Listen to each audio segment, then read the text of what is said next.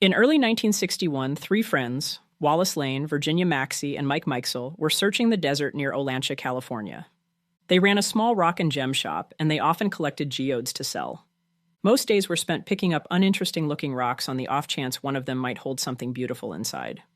On that day, they came back with a haul of potential geodes, including one lumpy, brownish rock that didn't look like much of anything. It was just another stone to be cut.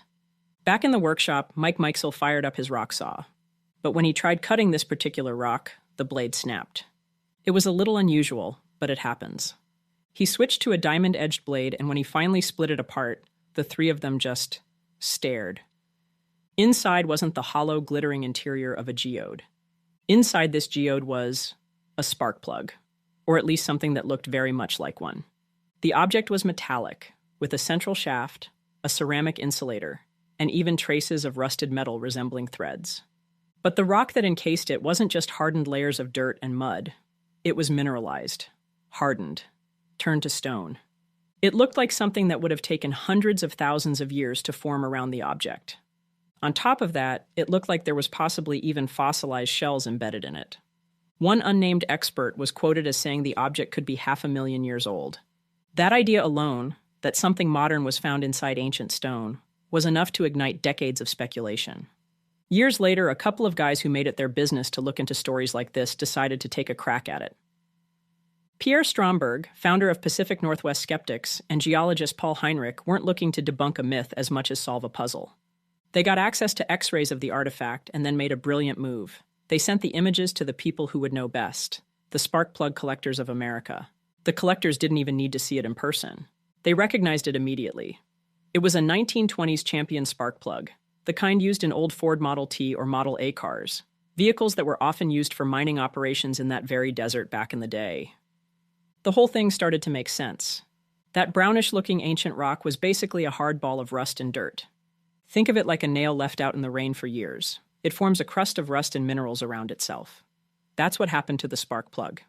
Dropped in the desert, it corroded, and the iron oxide from the plug, combined with surrounding sediment and moisture, hardened around it. The process doesn't take eons. It could actually happen in 50 or 60 years. As for the embedded fossilized shells, geologists from the University of Washington took a look and found no evidence of any. In 2018, Stromberg finally got to hold the artifact himself, confirming everything the X-rays and collectors had suggested. It was just an old, rusted spark plug in a lump of hardened desert rust and grime. The COSO artifact eventually found its final home at the Pacific Science Center in Seattle, as part of an exhibit called What is Reality? Its story serves as a perfect example of the human desire to find mystery in the mundane, and how a perfectly logical explanation often can't compete with the thrill of the impossible. Sometimes a mystery starts with something you almost trip over. A perfect example is what happened in 1936 when a Texan couple, Max Hahn and his wife, were walking along Red Creek near London, Texas. They spotted something odd, a chunk of rock with a piece of wood sticking out. They picked it up and took it home, where it would remain untouched for almost a decade. It took their son getting curious in the mid-1940s to finally crack it open with a hammer and chisel. What he found inside wasn't a fossil or a crystal. It wasn't some ornate alien-looking thing. It was just a hammer. The hammerhead itself was simple, 6 inches long, about an inch across, made of iron alloy with a wooden handle. Analysis revealed it's remarkably pure, about 96.6% of iron, with small amounts of chlorine and sulfur. The oddity, of course, comes from the rock encasing it. Some early accounts describe the stone as coming from Cretaceous or even Ordovician formations, rocks 65 to 400 million years old. In the 1980s, creationist Carl Baugh bought the artifact. He presented it as proof of a sophisticated society that existed before Noah's flood. And that's where the whole story gets shaky. The Hans didn't excavate the hammer from a solid, documented layer of ancient rock. They found it loose, a single concretion already separated from its surroundings. There are no photographs of the discovery, no field notes, nothing to tie it to any specific geological layer. Without that context, a rock is just a rock, which is where geologists point to a simpler, much more plausible explanation. The rock around it isn't the type that takes millions of years to form. It's a concretion, formed when minerals in water dissolve and then harden around an object. Think of how stalactites form in a cave, drip by drip. In a mineral-rich environment like a creek bed, A process like this can encase an object in a hard, rocky shell in a matter of decades. The London, Texas area was known for mining in the 19th century. The hammer's design is a perfect match for the type of mining tools used back then. The most likely story is that a miner simply lost or discarded his hammer sometime in the late 1800s. It sat in the creek bed while mineral deposits slowly formed a crust around it until Max and his wife happened to walk by and found it. Today, the artifact's owner won't allow the wooden handle to be carbon dated, one of the few definitive ways to get a solid estimate of its age. The mystery isn't that ancient man had modern tools.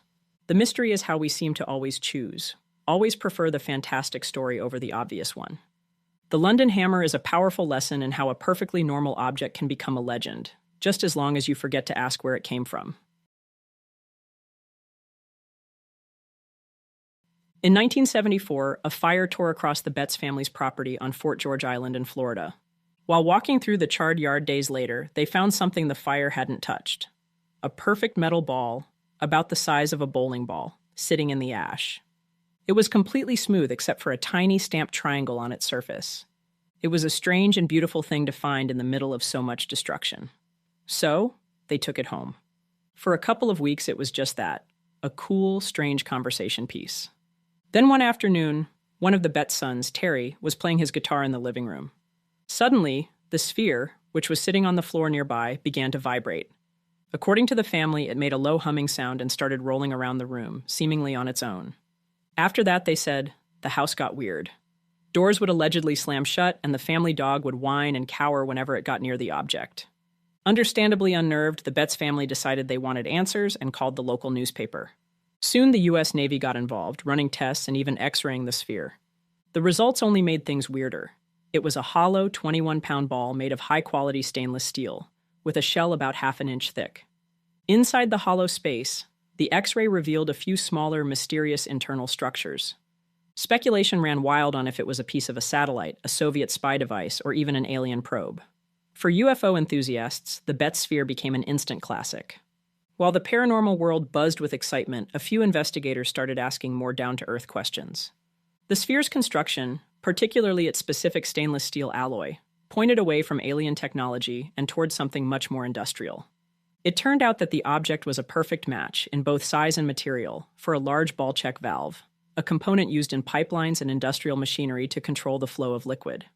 The story clicked into place when a Jacksonville artist came forward. He confirmed he had been carting a few of these exact same spheres around in his van for a scrap metal project years earlier.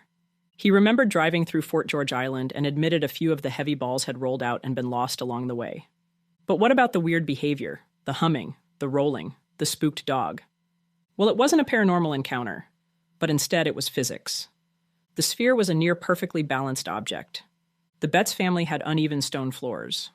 All it would take is a slight incline or a subtle vibration, like the strum from a guitar string, to set the finely balanced ball into motion. Once rolling, its own momentum could cause it to change direction in odd ways.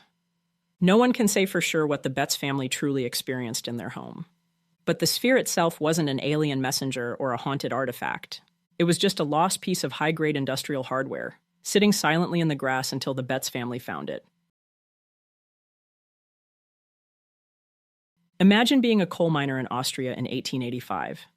Your entire world is darkness, dust, and the crack of a pickaxe against rock. Most of the time, you just find more rock. But one day, a miner broke open a large block of brown coal and heard a clink. Something inside wasn't coal. It was a strange, grooved chunk of iron, small enough to fit in his palm. In a world made of wood, sweat, and stone, finding a manufactured iron object inside a millions-of-years-old lump of coal was, to put it mildly, a bizarre find. The object was passed from person to person, eventually landing in the hands of scientists. Early reports, published in respected journals like Nature, could only guess at what it was. Because it was found in such an ancient context, the leading theory was that it had to be from space, a meteorite of a strange cubical shape. Some even let their imaginations run, suggesting it could be a relic from Mars. For decades, that's what the wolf's egg iron was. A weird, otherworldly object. But science doesn't stand still. In the 1960s, scientists in Vienna finally got a chance to look at it with tools the original researchers could only dream of. They weren't just looking at its shape anymore. They were analyzing its chemistry. They were looking for the telltale signs of a meteorite, traces of nickel, cobalt, or chromium. The test came back negative on all counts. It had none of the elements of a space rock. Instead, the analysis revealed it was simple cast iron. So if it didn't come from space, where did it come from? The answer was probably right there in the mine all along. Geologists pointed out that the object strongly resembled a counterweight, specifically the kind used as ballast in early mining equipment. The deep groove around its middle would have been perfect for a rope or chain. It was likely dropped by another miner decades before, falling into a fissure in the coal seam only to be covered back up by loose coal and debris, before being dug back up that day. Today, the Wolf's Egg iron sits in a museum in Austria.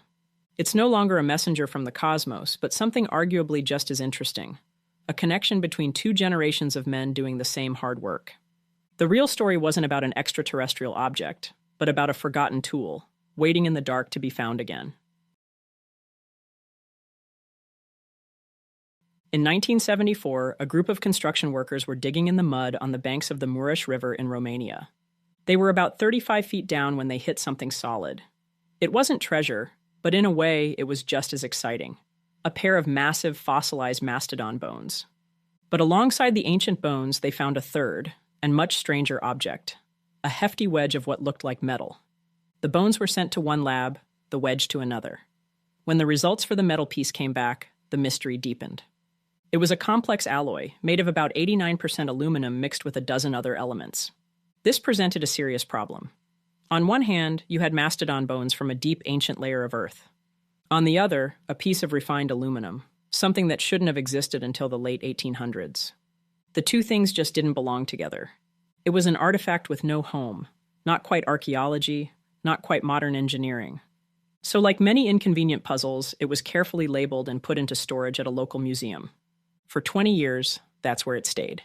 In the 1990s, a group of Romanian UFO researchers dusted off the old files and gave the wedge a brand new, much more exciting story. They claimed its age, based on its proximity to the bones, could be 250,000 years old. It could be a part of an alien spacecraft's landing gear that broke off on a prehistoric visit, or a tool from a long-lost high-tech civilization.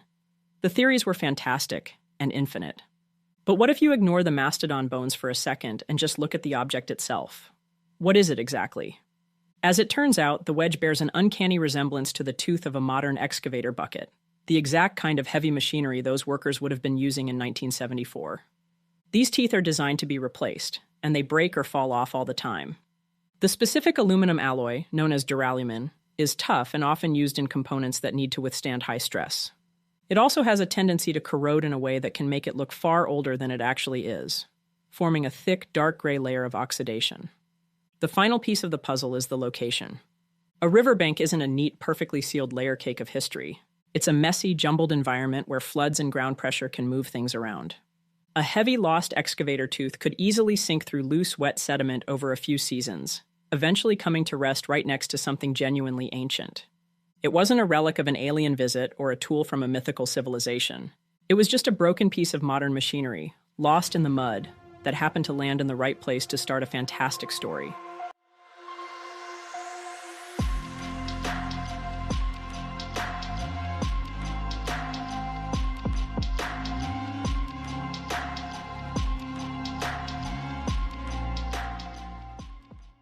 Acquired savant syndrome usually, and unfortunately, starts with something awful: a concussion from a car crash, a sudden stroke, or the opposite, the slow creeping fog of a neurological disease. Whether there's a specified moment of impact or a gradual change, in the aftermath, something is different. Not wrong, necessarily, but new. This is acquired savant syndrome, and it's one of the strangest things that can happen to the human mind. It's not about people who were already brilliant before the trauma. It's about ordinary people, accountants, salespeople, factory workers, who have some type of brain injury. And when the dust settles, they suddenly have an incredible, genius-level skill they never had before. Once in a while, a story like this makes headline news. A man gets hit in the head, and suddenly he's a piano virtuoso, playing complex music he's never even heard before. A woman suffers a stroke and wakes up with the ability to paint with breathtaking skill, even though she could barely draw a stick figure her whole life. A person with dementia who, as their language and social skills begin to fade, suddenly develops an obsessive, brilliant new talent for painting or sculpting. The big question, of course, is how does this happen? How does damage to the brain somehow make it better at something? Nobody knows for sure, but there are a couple of fascinating hypotheses. One idea is that we all have these raw abilities inside us, but our brains are too busy working, managing, filtering, and processing the world around us. An injury might just switch off that manager aspect of the brain. We see this happen with people who have frontotemporal dementia. The disease can severely damage the part of the brain that controls our inner critic. As the illness progresses, a stunning, often obsessive artistic ability can emerge, like a creative floodgate has been opened. Another thought is that when the brain is damaged, it desperately tries to rewire itself to fix the broken parts. In that scramble to reconnect things, it might accidentally connect the dots in a brilliant new way, creating a shortcut to genius that wasn't there before. But what's it like for the person and their family? When it comes from an accident, it's a shocking new reality to adapt to. But when it emerges from a disease, it can be a strange and heartbreaking trade-off. A brilliant new gift appearing just as the person you once knew is starting to fade. They gain a new way to express themselves, even as they lose others. It's a powerful, unsettling thought, that inside the ordinary mind we walk around with every day, there might be an accidental genius just waiting for the right wires to cross. Picture the face of someone you love. See their eyes, the curve of their smile, the features you know as well as your own name. It's an image that feels whole, instant, and deeply familiar. Now imagine looking at that same person and seeing only a collection of parts. 2 eyes, a nose, a mouth, all clear as day. But the recognition, the part that tells you that you know who they are, is gone. The face holds no more meaning than that of a stranger you pass on the street. This is the daily reality for someone with prosopagnosia, a baffling neurological condition more commonly known as face blindness. It's not a problem with vision. A person with prosopagnosia can describe a face in detail, the color of the eyes, the shape of the jaw, the presence of a scar.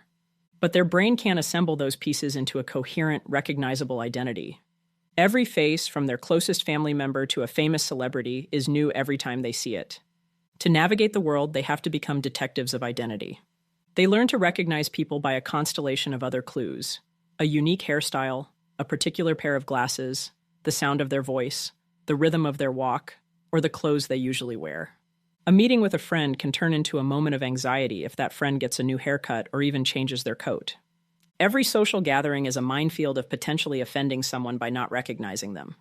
This condition can be something a person is born with, going through life thinking they're just bad with faces.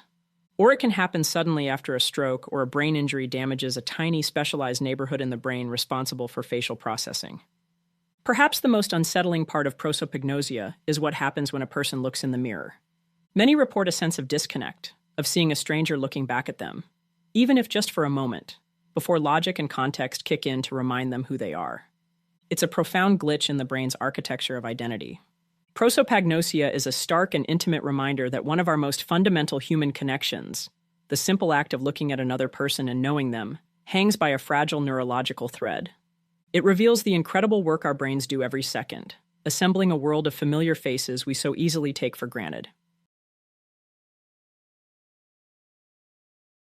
If each person is the star of their own television show, visual snow syndrome ensures that some viewers can never quite get a perfect signal.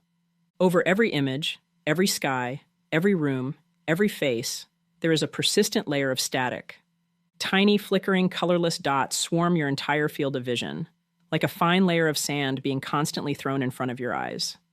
When you look at a clear blue sky, you see a buzzing texture. When you close your eyes in a dark room, the static is still there. Chaos where there should be peaceful blackness. Welcome to the world of visual snow syndrome. For those who have it, this constant visual static is the inescapable backdrop to their lives. But the snow is often just the beginning. The condition usually brings a host of other strange disturbances with it. Many experience palinopsia, where images linger like a visual echo, long after they're gone. Bright lights can be painfully overwhelming, a condition called photophobia. And for many, the noise isn't just visual.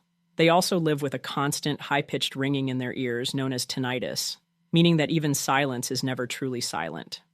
The strange truth of visual snow syndrome is that the eyes of the people who have it are often perfectly healthy.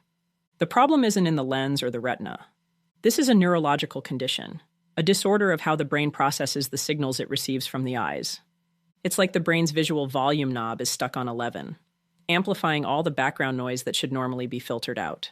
For decades, this was a deeply isolating and misunderstood condition. Sufferers would go to doctors and describe their static-filled vision, only to be told their eyes were fine. They were often dismissed, told it was just anxiety, that they were imagining things, or that they were simply noticing the normal floaters everyone sees. They were living with a constant, undeniable reality that the medical world refused to see.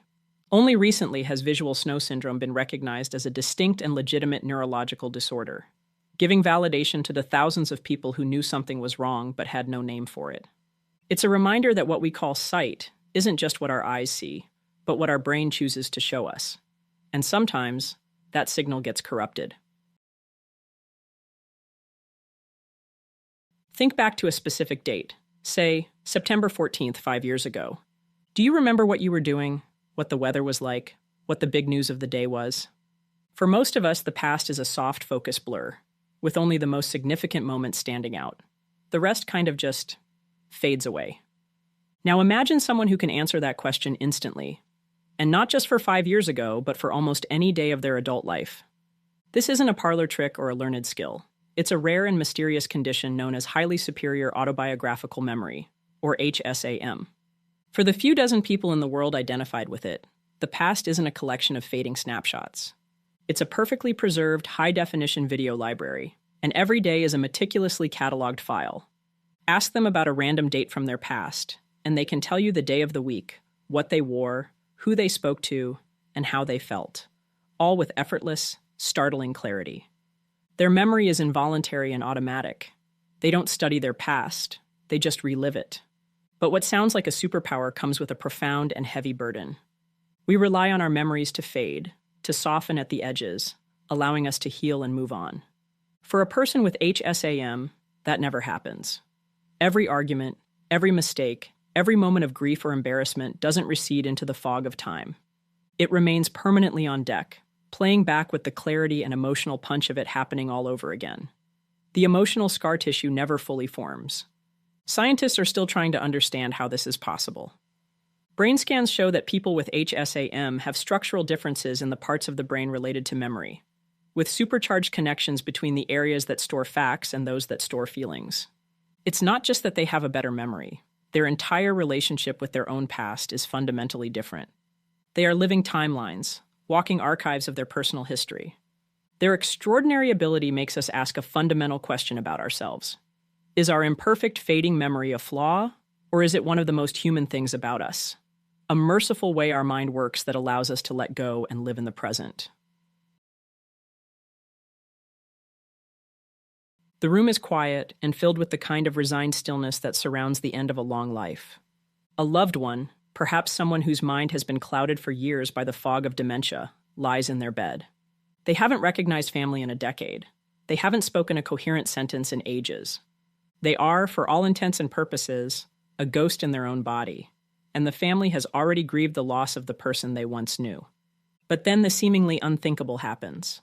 Their eyes open, and for the first time in years, they are clear. The fog is gone. They turn to their son or daughter, and with their old voice, say their name. They might ask for their favorite meal, share a vivid memory from childhood, tell a joke, or simply say, "I love you." For a few minutes or even a few hours, the person they were is completely and inexplicably back. This stunning, mysterious return is known as terminal lucidity. It's most often reported in patients with severe neurodegenerative diseases, like Alzheimer's, but also in those with brain tumors, strokes, or even just organ failure. It's a paradox that stumps scientists. How can a mind reemerge, fully intact, from a brain that is physically shutting down or has been all but destroyed by disease? It's like a shattered engine suddenly roaring back to life for one final lap. There are no solid scientific explanations, only theories that feel inadequate in the face of such a profound event. But for the families and caregivers who witness it, the why doesn't matter. They aren't seeing a medical anomaly, they are being given a gift. It is a special moment, a chance for closure, to have one last meaningful conversation, to hear that voice one more time. It's an opportunity to say goodbye not to the disease, but to the person. Almost without exception, the person passes away peacefully within hours or days of this final rally. Terminal lucidity doesn't solve the mystery of the mind. It doesn't explain where we go or what's left of us when we die. It just leaves behind a moment that feels too strange, too beautiful, and too haunting to forget. There are questions that don't play fair. They don't come with neat answers or tidy endings. Instead, they slip into your mind, twist themselves around, and leave you wondering if reality is really what you think it is. Philosophers have been chasing questions like this for centuries. They call them thought experiments. But don't picture dusty libraries or professors arguing in endless circles. That's not what these are. Think of them instead as stories, scenarios, strange little puzzles that sit right on the edge of imagination and reality. These thought experiments won't tell you what to believe, but what they will do is force you to ask yourself that question. To stop and wonder, what would I do, and what does that say about me and the world? Some of these thought experiments deal with morality, some with identity, and others take aim at even deeper mysteries. They will make you ask yourself if happiness, consciousness, or any experience in our entire lives can ever really be explained. They're strange, unsettling, and all leave their mark.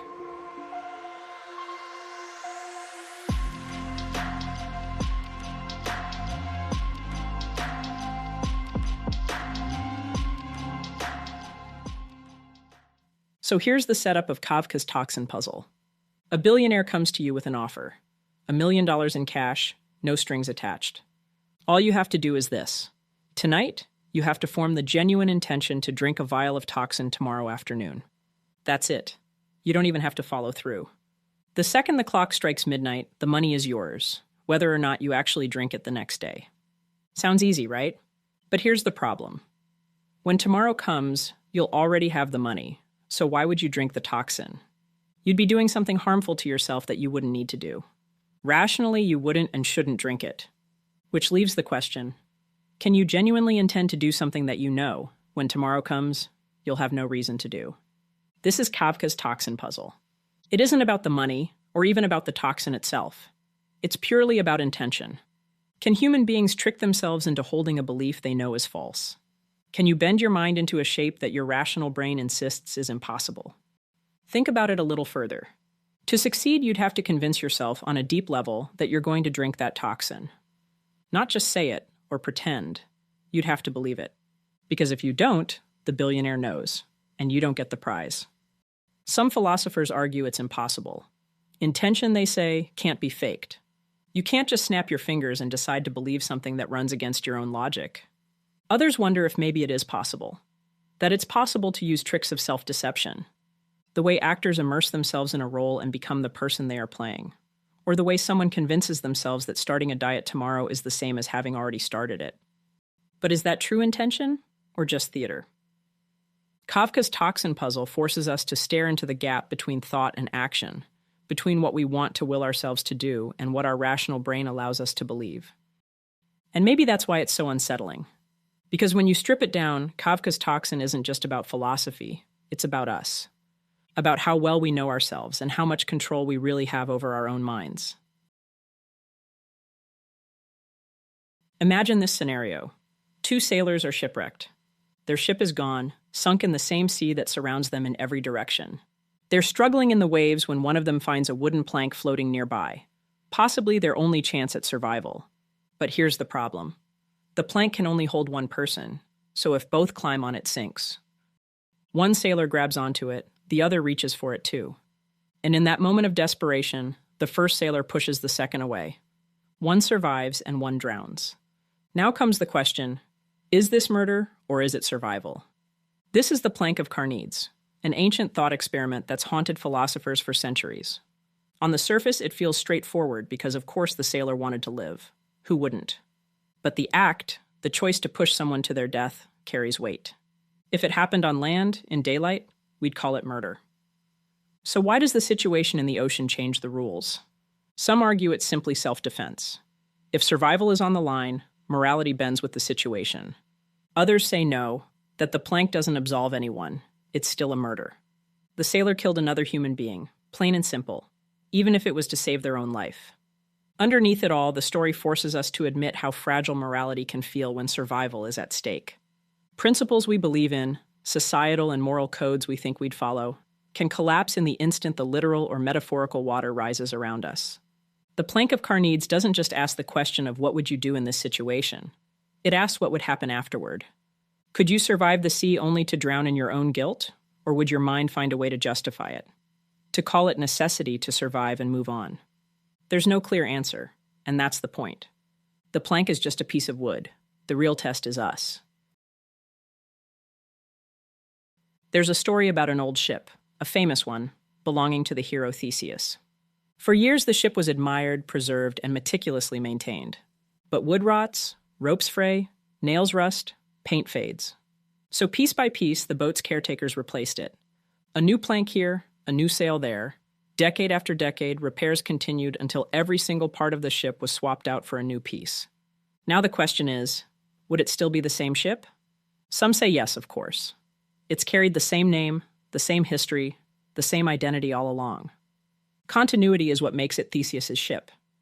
But now imagine someone took all the discarded pieces, the original planks, nails, and ropes, and rebuilt them into another ship. Now there are two ships both claiming to be the ship of Theseus. Which one is the real thing? This is where the thought experiment sharpens into something more personal. Because the ship isn't just a ship. It's a metaphor for people. Every cell in the human body is eventually replaced. Over years, we very literally become new people, at least physically. Except we don't feel this happening.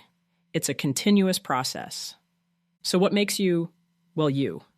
The parts, the story of you, or the memory of who you've been.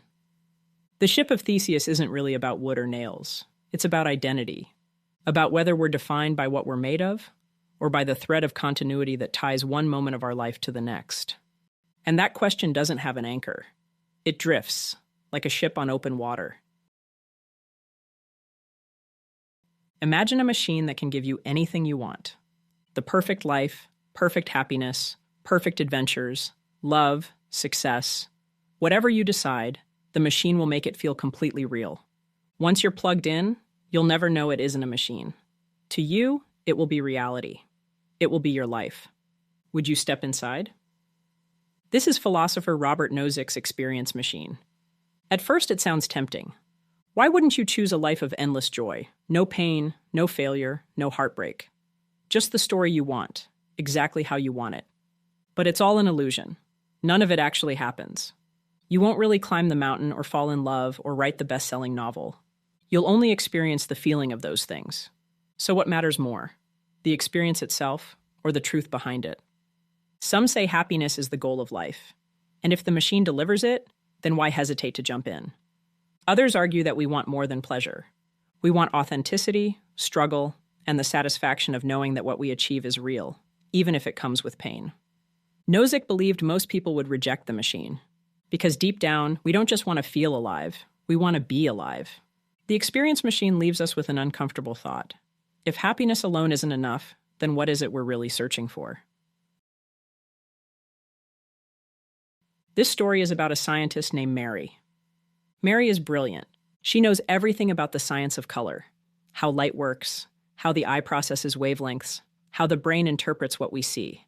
Every detail, every fact, every theory. But Mary has lived her entire life inside a black and white room. She's never actually seen color with her own eyes. Then one day she steps outside. She looks at a red rose for the very first time. The question is this: did Mary learn anything new? If she did, if seeing red gave her knowledge she couldn't have gained from all the books, equations, and theories, then that means there's more to experience than just physical facts. There's something about consciousness, about what it feels like, that science alone can't capture. This is Frank Jackson's knowledge argument. And it's so thought-provoking because it hits so close to home. We know the mechanics of sound waves, but does that explain what it's like to hear a violin in the dark? We can describe dopamine in neurons, but does that explain what it's like to fall in love? Mary's story asks whether there's a gap between knowledge and experience, whether consciousness is more than just the firing of neurons. But it doesn't give us the answer. It just leaves us with the image of a scientist stepping out of her black and white world, staring at a red rose, and realizing that no matter how much we know, there are still mysteries that can only be experienced. You are tasked with designing the rules for a brand new society. You hold the power to create its laws, determine its institutions, and shape the opportunities and privileges of its citizens. But there's a catch. You have no idea what position you will occupy in this society. You might be rich or poor, healthy or sick, highly educated or without schooling. In this thought experiment, you are stripped of all personal knowledge about your own social status, talents, or identity. This is the essence of philosopher John Rawls's Veil of Ignorance, a thought experiment he introduced in his 1971 book, A Theory of Justice. Rawls asks us to imagine making decisions about justice and fairness from behind this veil, and by removing self-interest, the veil forces impartiality. Under the veil, Rawls argued, rational actors would create a society that protects the most vulnerable. They would ensure equal basic liberties for all, fair equality of opportunity, and rules that maximize the welfare of those at the bottom of the social ladder. Because once the veil is lifted, any of us could find ourselves in that position. A society that is just for the least advantaged is a society that is safe and fair for everyone. The veil of ignorance challenges the way we think about fairness. It asks uncomfortable questions, like how would we structure wealth, education, or healthcare if we could end up anywhere in society? What rules would we agree to if no one knew whether they would be a billionaire, a blue-collar worker, or a homeless person? Critics argue that Rawls' model is overly idealistic. People rarely make decisions without considering their own self-interest, and some question whether it truly leads to practical policies. Yet the veil remains a powerful tool in ethics, law, and political theory. It forces us to step outside our own perspective and confront the raw question: what does it mean to be fair when you do not know who you are in society's social structure? In a world rife with inequality and bias, the veil of ignorance continues to inspire debate, reflection, and the pursuit of a society that values justice not just for some, but for all. It's a reminder that fairness is not about privileging ourselves. It is about imagining life from the vantage point of anyone, anywhere, at any level.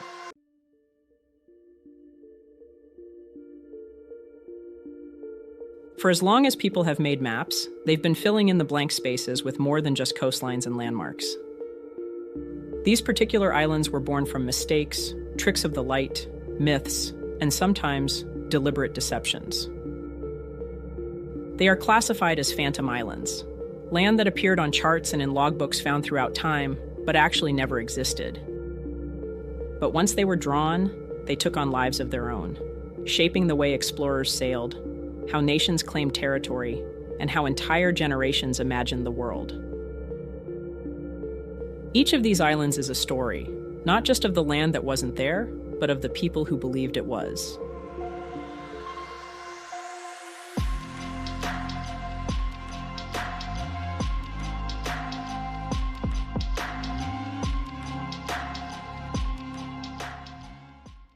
There's an old saying, on maps there are no empty spaces, only a lack of imagination. High Brazil is proof of that. It's an island that existed on maps of the Atlantic for hundreds of years, not just because a cartographer put it there, but because of a myth that refused to die. For centuries, Irish folklore spoke of a place hidden beneath an eternal fog.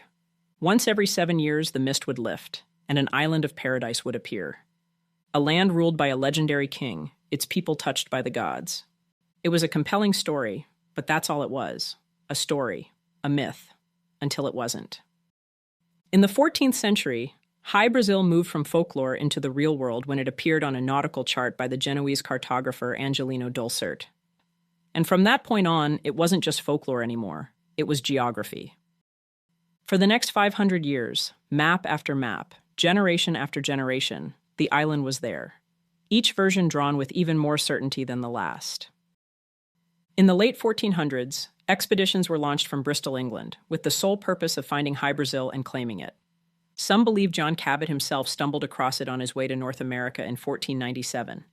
A Spanish diplomat even claimed the land Cabot found had already been discovered in the past by the men from Bristol who found Brazil. But no matter how many ships sailed, they came back empty. No island, no fog lifting to reveal paradise. High Brazil was never found because it was never there. High Brazil was the perfect storm of circumstances, a cartographic tradition passed down from map to map, generation to generation, a cartographer's wish for a lost and still-to-be-found island in the Atlantic, and a tale of a persistent fog, hiding a magical place.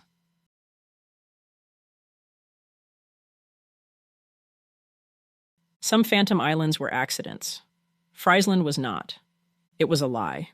but such a convincing one that it fooled some of the greatest minds of the age of exploration. The story begins in 1558 with a Venetian nobleman named Niccolò Zeno the Younger. He published a map and a bundle of letters he claimed were written by his ancestors, Niccolò and Antonio Zeno, two sailors who had supposedly roamed the North Atlantic in the 1300s. The letters told a wild story of a journey to the far North Atlantic, of being shipwrecked, and of finding an entire new world of islands. The centerpiece of this discovery was Friesland, a large, detailed island with cities and harbors, located just south of Iceland. Unlike vague sketches of other maybe islands, Friesland was a fully realized place, with cities, harbors, rivers, and mountains, all carefully traced. The Zeno map wasn't just a drawing, it came with a backstory, a reason the island existed and a narrative you could believe. And it worked. The map was so persuasive it found its way into the work of giants like Gerardus Mercator and Abraham Ortelius, the very men who defined how the world looked on paper. For more than a century, Friesland appeared on nearly every major map of the North Atlantic. It became a place explorers aimed for. In 1576, the English navigator Martin Frobisher even claimed to have sighted it, mistaking a chunk of Greenland for the phantom land he expected to see. He wasn't hallucinating. He was following the map. He was searching for a place that he believed was real because the authoritative sources of the time told him it was. The Zeno brothers' letters and map are now widely considered a hoax, a brilliant forgery designed to enhance the Zeno family's reputation. But the legacy of their deception is a fascinating one. Friesland never existed, but on paper it lived for over 100 years. A world built from ink and imagination. It's a reminder of how easily a good story, told with enough detail and told long enough, can pass for truth, until someone finally proves it isn't. For over 400 years, an island called Bermeja was a constant on maps of the Gulf of Mexico. It was first noted on Spanish maps by cartographer Alonso de Santa Cruz in his 1539 compendium, El Yucatán e Islas Adyacentes. The next year, Alonso de Chaves gave its precise coordinates and described it as looking blondish or reddish, which gave the island its name. Bermeja is Spanish for russet, and for centuries its existence was considered a certainty. Then, in the late 1990s, Bermeja's story took a sharp turn. Mexico and the United States were negotiating maritime boundaries in the Gulf of Mexico. These boundaries weren't just lines on a map. They defined who owned the oil and gas reserves beneath the seafloor, and Bermeja was perfectly positioned. If it was a real island, it would extend Mexico's maritime border, giving them a claim to a massive oil-rich area in the Gulf.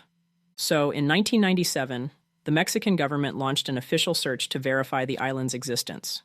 They sailed to the coordinates, but found nothing except open water. Again in 2009, the National Autonomous University of Mexico conducted an extensive study on behalf of the Mexican Chamber of Deputies. Using advanced sonar technology, the research team confirmed it. The ocean floor at that location was over 1,600 feet deep, and there was no sign that an island was or had ever been there. The absence of Bermeja wasn't an ancient mystery. It was a modern problem with billions of dollars on the line. If Bermeja had been on maps for centuries, why wasn't it there? Conspiracies bloomed. Some whispered the CIA had destroyed it to weaken Mexico's oil claims. Others blamed an earthquake, a volcanic collapse, some catastrophe that swallowed the island whole. Ultimately, the most plausible and least cinematic explanation is the one that's hardest to accept. Bermeja never existed in the first place. It was a cartographer's error. Another misplaced speck of land that got copied, unquestioned, from map to map for centuries. Bermeja is a story of a ghost that lived on paper, and the moment we went looking for it, it dissolved into open water. Some phantom islands were hoaxes, some were legends, but Buss Island was neither. Buss Island was born from one foggy day and a captain's mistake. In the year 1671, the ship Buss of London, captained by Thomas Shepherd, was returning from a voyage to Greenland. According to the captain's report, bad weather and a thick fog threw the ship far off course. When the skies cleared, Captain Shepherd recorded that he saw an island, land where no map showed any. He named it Buss Island, after his ship. Word spread quickly, and soon enough, the island appeared on maps, neatly marked just south of Greenland at 58 degrees north latitude. Unlike other phantom islands, this one had a name, a date, a set of coordinates. For more than a century, Buss Island was accepted as real. It was charted as a landmark for ships crossing the North Atlantic. But there was always a problem. No one could actually find it. Voyages sent to the supposed location turned up nothing but open ocean. Some captains swore they'd seen it, only to admit later it was probably a fog bank. By the 1700s, cartographers began hedging. Maps shrank the island, or labeled it supposed.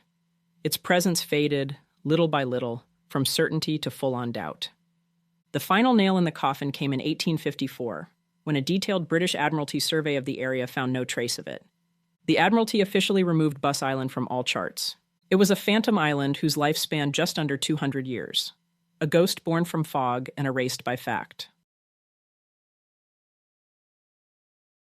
Some phantom islands were born from mistakes, some from lies, and some, like the Isle of Demons, were born from pure human terror. Its story begins with the French noblewoman, Marguerite de la Roque. In 1542, she was on a voyage to the New World with her powerful relative, the Viceroy of Canada, Jean-François de la Roque de Roberval. During the journey, Marguerite fell in love with a young man on board. Roberval found out. Enraged, he stopped the ship and left Marguerite, her new lover, and her elderly nurse on a barren island off the coast of what is now Newfoundland. The island was bleak, a cold, barren rock with nothing to survive on. Within months, both her lover and her nurse were dead. Marguerite was left alone, giving birth to a child who did not survive. For over 2 years, she clung to hope and life, catching fish, scavenging berries, and keeping her sanity in brutal isolation. When she was finally rescued and returned to France, her story spread like wildfire. But with each retelling, the story got darker and darker. The island she described was no longer just a lonely and desolate place where she survived despite all hope. Now it was cursed. It became known as the Isle of Demons, a place that was possessed by spirits and prowled by monstrous beasts that stalked Marguerite day and night. Cartographers took note, and for nearly a century, maps marked the Isle of Demons near the Strait of Belle Isle. Sailors eyed the coastline with dread, convinced the land itself was pure evil. But in truth, the demons were not born from the island. They were born from Marguerite's suffering. Her trauma gave shape to a place that terrified explorers and endured on maps for generations. As the region was charted in greater detail, the name faded, and the Isle of Demons was folded into Newfoundland, eventually disappearing completely. For more than a century, maps showed a place called Emerald Island. The island was first charted in 1821 by the British ship HMS Emerald, which gave the island its name. The ship charted what they believed was land in the icy waters south of Tasmania. In truth, the crew had likely mistaken a massive iceberg for solid ground. But once the Emerald Island was recorded, whether it was real or not, it became fact. From there, cartographers copied it, and for decades, it was just one more island among many, with its coordinates recorded with just as much certainty as the next. Then came 1980. Australia's Bureau of Mineral Resources was working on a project to remap the Earth's gravity field. They needed a stable benchmark in the remote Southern Ocean, and Emerald Island looked perfect. So the naval vessel HMAS Moresby was dispatched with a simple mission: sail to the coordinates, measure the gravity, and confirm the island. They sailed for days, through some of the roughest seas on the planet, but when they reached the spot where Emerald Island was supposed to be, they found nothing. Just the deep, dark, empty ocean. Sonar readings told the rest of the story. The ocean floor was almost 5,000 feet below them. There was no island, and there had never been an island. Emerald Island was nothing more than a trick on the eyes in nearly whiteout conditions that lived on maps for more than 150 years. It's only fitting that the ship that went looking for a benchmark to prove the Earth's gravity found nothing but a metaphorical black hole of ocean. Some phantom islands aren't just places that turn out to have never existed in the first place. Some, like Thompson Island, seem to disappear at the worst possible moment. In 1823, Captain George Powell of the British sealing ship Thompson reported a new island in the South Atlantic, a rocky outpost near the Sandwich Islands. His account was convincing enough that the British Hydrographic Office, the authority on the world's maps, accepted it as fact. Soon, Thompson Island appeared on Admiralty charts as a small, lonely outpost in a vast, empty ocean. But the island was never real. In 1840, the British Antarctic expedition led by the legendary Captain James Clark Ross was sailing into the unknown. The mission was one of great scientific importance, and Thompson Island was marked on their charts as a perfect resupply point and a base for their observations. When Ross and his men reached the coordinates, they found nothing. They searched for days, circling the area, burning precious time and resources, but there was no island. There never had been. The mistake wasn't just embarrassing, it was dangerous. The detour put the entire crew of the expedition at risk, forcing them to navigate some of the harshest seas on Earth with fewer supplies than they'd counted on. By 1844, the Admiralty officially removed Thompson Island from its charts. It had been nothing more than a mirage, or perhaps a misidentified patch of sea. But its absence carried real-world consequences. And in a cruel twist, it disappeared at the exact moment someone needed it most.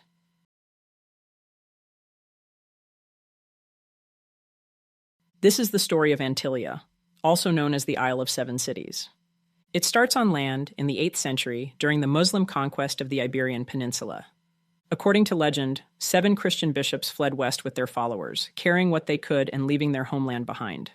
They sailed west, into the great unknown of the Atlantic, and found a new home, a lush, rectangular island where they established 7 holy cities, burning their ships behind them so no one could ever return to the land they had lost.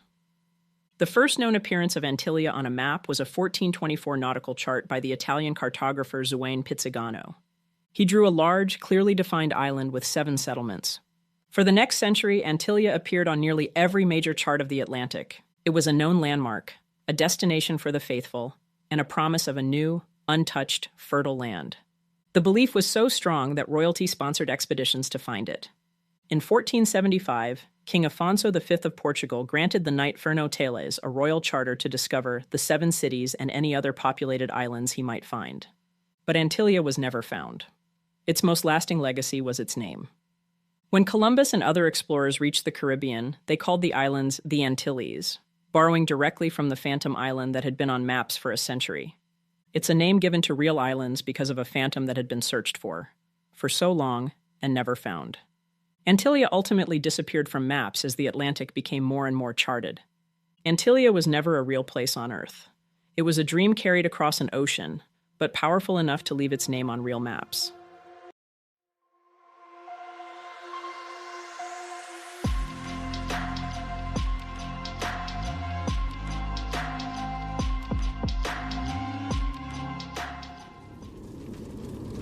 Think about the end of an action movie. The hero runs through fire, saving an innocent person before the timer ticks down to 0, and then a massive explosion swallows everything. The screen fades to black, credits roll, curtain falls. That's how a star is supposed to die. One violent blast, a final act, and then nothing. Show's over. But in 2014, 500 million light-years away, one star refused to stick to the script. Astronomers spotted what looked like a standard supernova. They labeled it IPTF-14HLS. A star's death usually plays out fast. In the simplest terms, it explodes, shines brilliantly for a few months, then fades away. That's the normal pattern of events. Except this one didn't fade. Instead, this one began getting brighter again, then dimmed, then brightened again. Over and over again. It pulsed like a dying engine trying to sputter back to life. For 2 years, it kept pulsing in the dark, refusing to die. And its debris wasn't slowing down either. The explosion just kept racing outward, like something was still feeding it. And then came the twist. Digging into older records of the night sky, scientists found something no one expected. In 1954, the exact same star was in the same place, pulsing and exploding, 60 years earlier. Which meant this wasn't just a supernova, it was a repeat performance. A star that had already died once, and then seemingly returned for an encore, or multiple encores. To astronomers, seeing it was like spotting a dinosaur on your lawn when you leave for work. It's something that should not exist, an impossibility. But it does. IPTF-14HLS doesn't just challenge our theories of how stars end, it rips a hole in them. It forces astronomers to look up at the night sky and wonder, if a star can die more than once, what else out there isn't playing by the rules? It's the spring of 1665, off the coast of Stralsund, Germany, a little fishing town on the Baltic Sea. 6 fishermen are out there with their nets in the water, the kind of day they've had 1,000 times before, until about 2 o'clock in the afternoon. One of the fishermen looks up, then another, and another. And suddenly, all of them are just looking up at the sky, because something is wrong.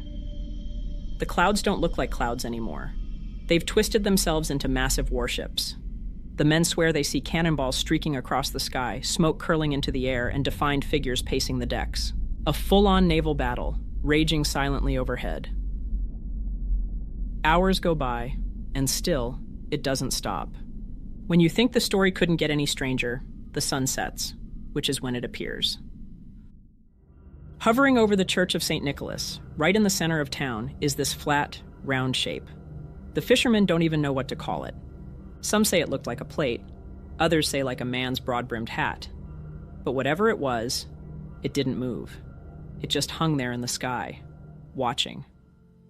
The fishermen didn't know what to do besides bury their faces in their hands, sick with fear, and they stayed that way for days. Word of the event spread fast, in pamphlets, woodcuts, and gossip. By summer, the whole of Europe had heard the story. People in the 17th century didn't have the same language we do today to describe things.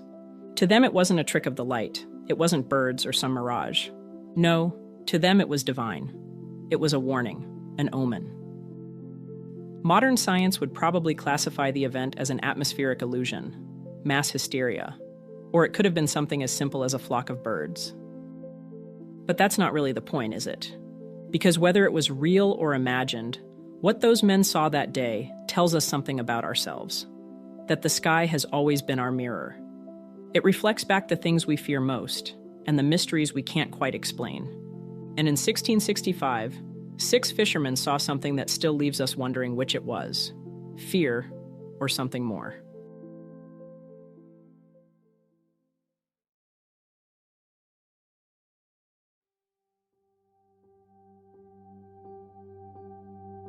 Let's talk about the Tully Papyrus. Unlike the zombie star or the cloud battle over Germany, this one isn't so much a celestial mystery as it is a historical one. The year was 1933, and a man named Alberto Tulli, the director of the Egyptian section of the Vatican Museum, was looking around a Cairo antique shop. He stumbled on a papyrus from the time of Pharaoh Thutmose III that supposedly described mysterious fiery discs in the sky in ancient Egypt. But there was a catch. The price was too steep. So instead of buying it, he copied it and made his own version of the text. Fast-forwarding some years later, Tully dies and his papers are passed along to an Italian scholar named Boris de Raschewilz. De Raschewilz claims to have translated Tully's copy, and his translation is where we get this whole story of glowing discs. The translated text reads, "In the year 22, on the 3rd month of winter, at the 6th hour of the day, the scribes of the House of Life observed something remarkable, a circle of fire moving across the sky. It had no head. From its mouth came a foul odor. Its body measured about 1 rod in length and 1 rod in width.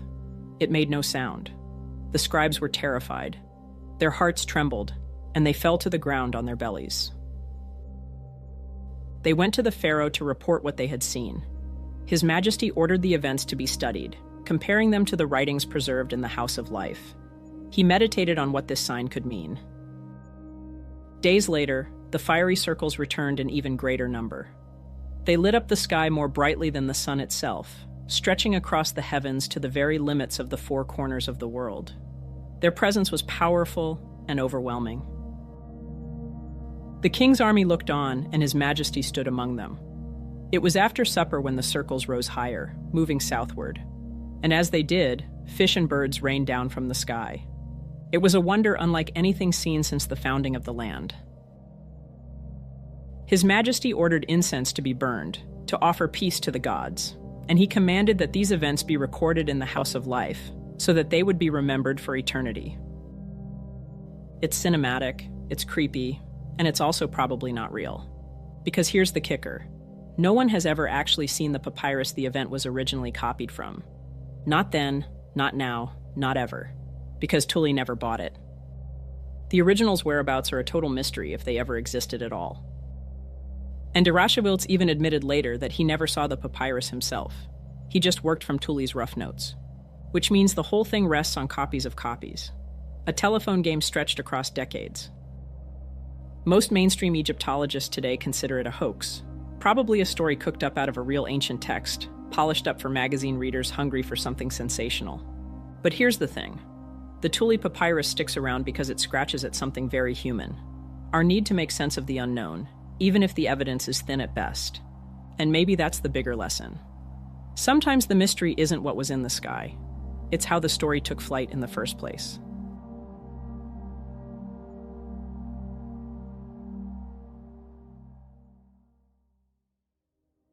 It's May 1808, in the little village of Biskopsberga, Sweden. On this particular spring day, nothing much at all happened, until the sun began to fade. The sun didn't begin to set, it didn't slip behind some clouds. The sun literally started to fade away. The sky turned red, like someone covered it in blood, and then people noticed something in the sky. Thousands, maybe millions, of small dark spheres, reportedly no bigger than a fist, drifting towards them from the horizon. At first, they were a murky brown color, but as they got closer, they began absorbing the light, turning into velvety black orbs, and they just kept coming. There was no sound either, just an endless procession of small globes drifting above the village for 2 hours straight. One witness, a member of the Swedish Academy of Sciences, was there to see it all.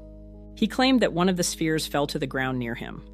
When it did, it left behind this strange, thin, gelatinous film. And then just like that, the orbs vanished. Scientists of the time were stumped. Some thought it was possibly volcanic ash from far away. But how does that explain the perfect spheres or the strange residue? Others guessed some unknown atmospheric phenomenon, but the truth is that no one knows for sure.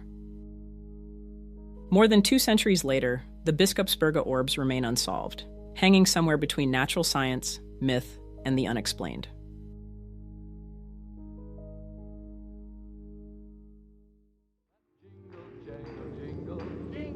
On a moonless night in September 1961, Barney and Betty Hill, a married couple from Portsmouth, New Hampshire, were on their way home from a vacation in Canada. The road was quiet with forests on either side. The only sound was the hum of their car engine driving through the White Mountains. And then they saw a light. At first, they didn't pay much attention to it, thinking it was a shooting star or satellite. But the light kept getting bigger and brighter, and it wasn't just a light in the sky anymore. It started following them. Barney pulled the car over, grabbed his binoculars, and stepped out of the car and into the night. When he looked up, what he saw shook him. A massive, silent craft was hovering in the air, and through its wide window he saw figures that were watching him back, standing there, not moving, and definitely not human. Barney panicked and ran back to the car, yelling at Betty to get his gun. He slammed the car into gear and sped off down the road, but the object continued to follow them until it was floating directly over them. They heard a strange series of beeping sounds and then nothing. When they come to, they're 35 miles further down the road, 2 full hours gone, and neither of them had any memory of how they got there. Their watches stopped, and there were shiny circular spots on the trunk of their car. Barney's shoes were scuffed and Betty's dress was torn. Then the nightmares began. Every night they relived the event over and over again with a terrifying, vivid reality. Finally, desperate for answers, they turned to a psychiatrist. Through hypnosis, the missing 2 hours started coming back to them. Slowly, painfully, and what they remembered is terrifying. Both Barney and Betty, in separate sessions, described the same thing: being taken aboard the craft. They were both given medical exams and underwent strange procedures. The beings on board were small, gray-skinned, and had those unmistakable almond-shaped eyes. Betty even recalled being shown a star map. Later, she drew it from memory, a map that she insisted pointed to the being's home galaxy. The story exploded in newspapers, television, and books. The hills became the center of a cultural earthquake about alien abductions. Their experience doesn't just tell of strange lights in the sky. It's something more intimate, more invasive. The Hill case is where modern alien abduction stories begin. It gave us the blueprint, the missing time, the experiments, the gray aliens. And more than 60 years later, whether you decide to believe them or not, their story changed everything.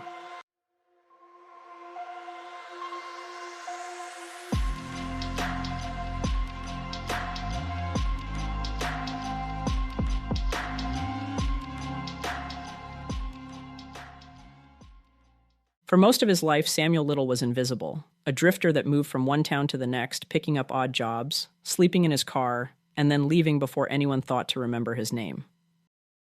Nothing about him stood out until investigators began connecting him to a trail of bodies that spanned decades and states. What they would discover was almost impossible to process. Little wasn't just another transient with a violent past. He was the most prolific serial killer in American history. He targeted sex workers, women battling addiction, indigenous women, people society often overlooked, and their disappearances rarely made headlines.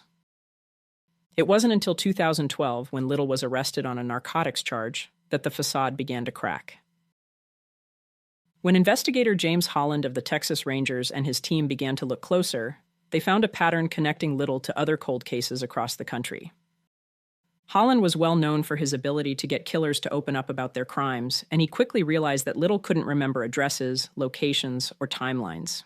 He was terrible at it. But when he talked about his victims, it was like he could see them. Every detail, every face.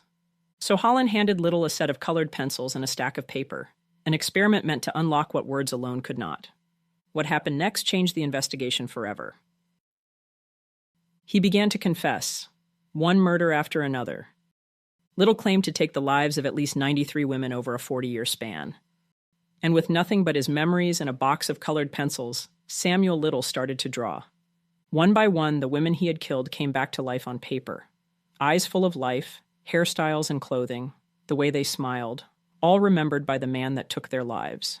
A woman with a blue dress, another with a pixie haircut and a smile. One drawing depicted a woman with a distinct scar over her eye, a detail her family later confirmed was accurate. The portraits are disturbingly personal. Little didn't sketch out of guilt.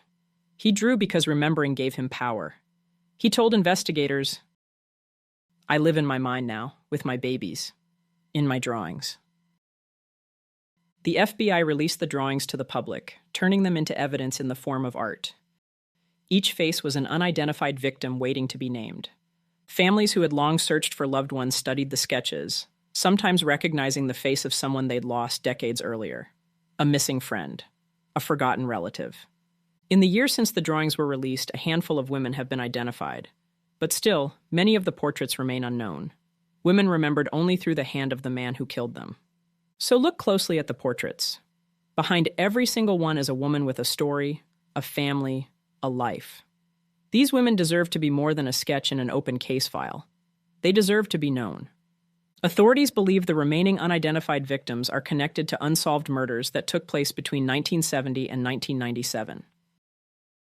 If you have any information that could help investigators, please contact the Texas Rangers by email at rangers@dps.texas.gov or call 512-424-2160.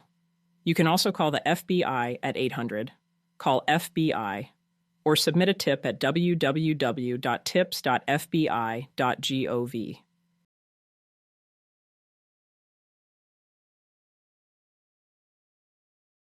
It's a face that has haunted the highways of the American Midwest for over 30 years. A pale man with blonde hair and a bowl cut, and eyes that witnesses described as empty. He is the man in the sketch, the only real clue to someone who, for 4 terrifying weeks in the spring of 1992, carried out a series of murders along the Interstate 70 corridor. 4 weeks that would leave 6 people dead and investigators chasing a ghost. The killings began on April 8, 1992, in Indianapolis, Indiana. Inside a Payless shoe source just off of Interstate 70, 26-year-old Robin Fuldauer was found shot in the back of the head. The cash register hadn't been emptied. Her personal belongings were untouched. Whatever the motive could be, it wasn't about money. Just 5 days later, in Terre Haute, Indiana, at a small ceramics store just off I-70, another victim was found. The similarities were immediately evident to investigators. Same weapon, same style of execution, and this store was also located just off the interstate. Then it happened again and again. By the time the killing ended on May 7th, 6 innocent people were dead. His victims were ordinary people, shop clerks, small business owners, a young man covering a shift for a friend. 5 women and 1 man, all targeted in what seemed like random encounters. There was no consistent age, no link between them all. Just the misfortune of being in the wrong store at the wrong time. Police from multiple states scrambled to coordinate their investigations, but they had almost nothing to work with. No fingerprints, no DNA, no witnesses who saw him leave in a car. Just the memories of a few people who had come face to face with the killer and lived to tell it. From those memories, some important details began to emerge. First, witness testimony linked the murders to the same gun, a .22 caliber automatic pistol, possibly an Intratec or an Irma Verka, both small and could have been easily concealed. Then a face slowly came into view. And regardless of the town or the gruesome details surrounding each crime, the same man was being described to police sketch artists over and over again. The same light-colored hair, cut in that strange, almost boyish pageboy style. And those same eyes, cold, unreadable, like they were looking through you. From those details, investigators built their only tangible piece of evidence, a composite sketch. Once the sketch was finished, it was put everywhere. It was printed on flyers, pinned to bulletin boards, taped to gas station pumps, church doors, restaurant windows. For years, anyone with the same haircut or even similar features would get a second look. The sketch became both the investigation's greatest hope and its biggest heartbreak, because it gave the case a face but not a name. More than 30 years later, the paper has yellowed, but the mystery hasn't faded. The man in that sketch walked into stores, killed 6 people, and then just stopped. No more crimes, no more leads. It's as if he decided he had killed enough, then stepped off the highway, back into the flow of ordinary life. But someone, somewhere, knows who he is. Someone recognizes that face. There is a $25,000 reward for information involving the case.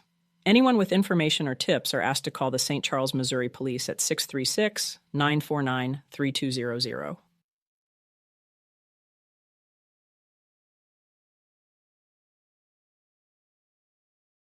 He called her Claudia, but that wasn't her name. It's one of the few things Keith Hunter Jesperson, the man who would come to be known as the Happy Face Killer, ever shared about the woman he murdered one summer night in 1992.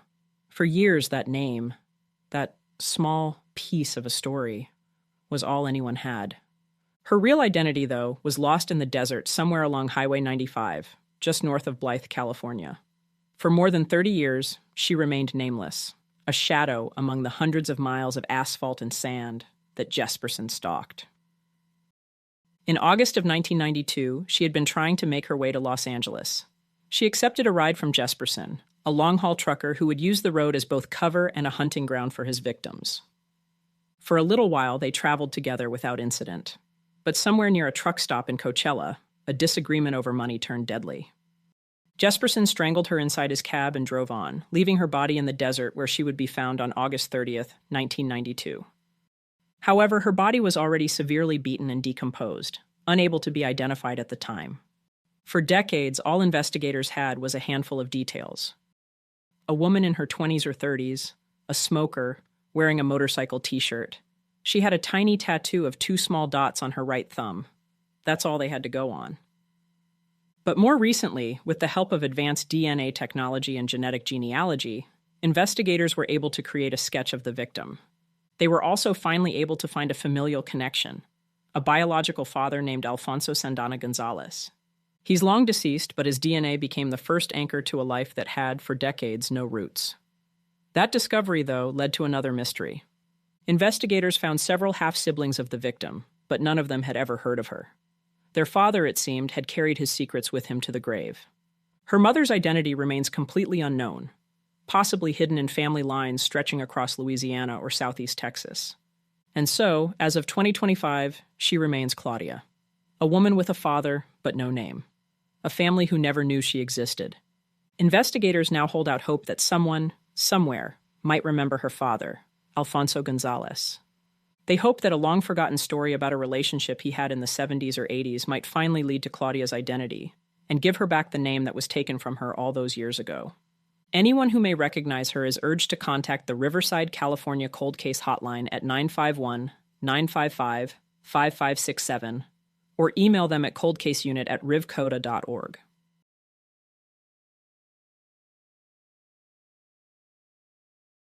It's an image caught by a motion-activated camera deep in the woods. But this isn't a deer, a bear, or even a bird.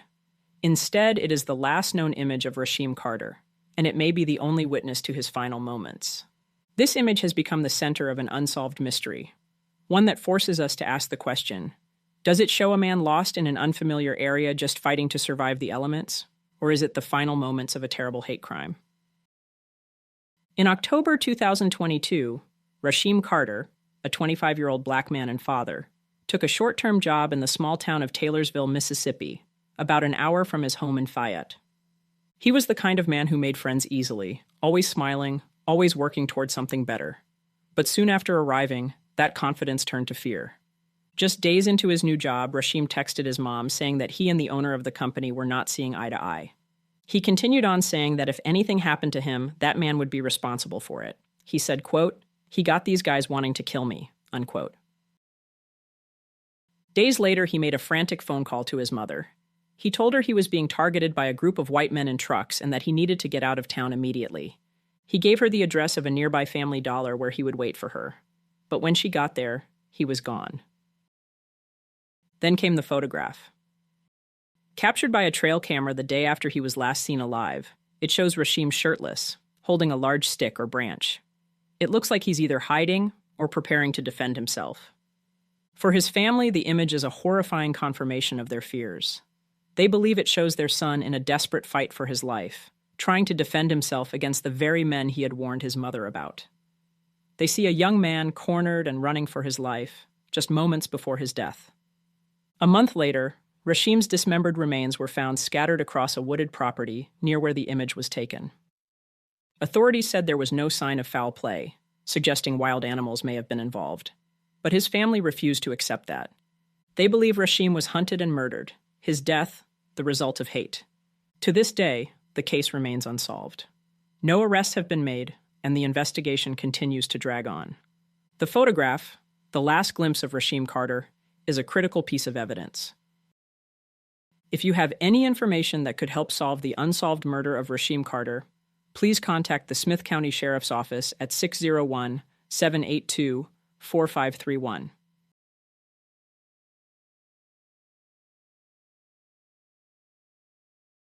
It's one of the most chilling photographs in the history of missing person cases. It shows the last known location of 17-year-old Brianna Maitland. It's where her mysterious disappearance began, one that has remained unsolved for more than 20 years. On the cold night of March 19, 2004, Brianna clocked out from her job as a dishwasher at the Black Lantern Inn in Montgomery, Vermont. She told her coworkers she needed to get some rest, and that she had a GED test the next morning. She got into her 1985 Oldsmobile and drove off into the dark towards a nearby friend's house, but she never made it. The next day, her green Oldsmobile was found parked awkwardly against the side of a rotting abandoned farmhouse. Not wrecked, not abandoned in panic, but backed into the side of a long empty farmhouse called the Dutchburn House, approximately a mile from her work. At first glance, there were no signs of struggle inside the car, no note left behind, and most importantly, there was no Brianna. Inside the unlocked car, everything that defined Brianna's life was still there. Her driver's license, her glasses, 2 uncashed paychecks, set neatly on the passenger seat. Everything she would need, and nothing that she would willingly leave behind. The only item missing were the keys to the vehicle. Outside the car, there were clues that made no sense. A man's fleece jacket was laying on the ground. A broken necklace was found nearby, as was a water bottle. Since then, the photograph of that scene has been analyzed and debated, but for 2 decades it hasn't given up a single real answer. No one saw her leave her car. No one saw her taken by someone. There was no sound in the night, no witnesses. The FBI is offering a reward of up to $40,000 for information leading to the recovery of Brianna Maitland. If you have any information that could assist in the case, please contact the FBI's toll-free tip line at 800-CALL-FBI or the Vermont State Police tip line at 844-848-8477.